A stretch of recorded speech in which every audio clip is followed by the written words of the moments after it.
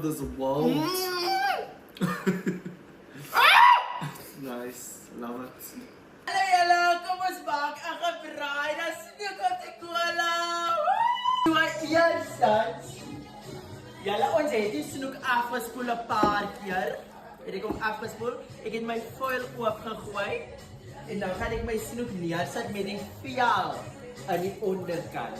En dan gaan ek botter, crushed garlic, apricot jam en lemon in 'n pot maak. 'n tablespoon. En ek gaan 4 tablespoons crushed garlic gebruik. 2 tablespoons of apricot jam. I'm going to... Julle, so die mixture is done. Ek gaan dit op die stoof sit en dan gaan ons dit lekker deur meng. En nou gaan ek die lemon hier unsqueeze. Nou gaan ek die mengsel op die vis.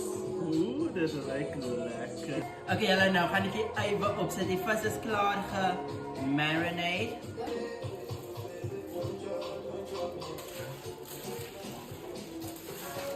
Julle, so ek gaan nou 'n stukkie van Caitlin proe. Die vis se naam is Caitlin.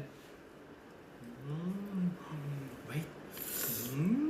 My mond water so my nou. Wait. I must get a proper piece of my- this. What? Green pepper. And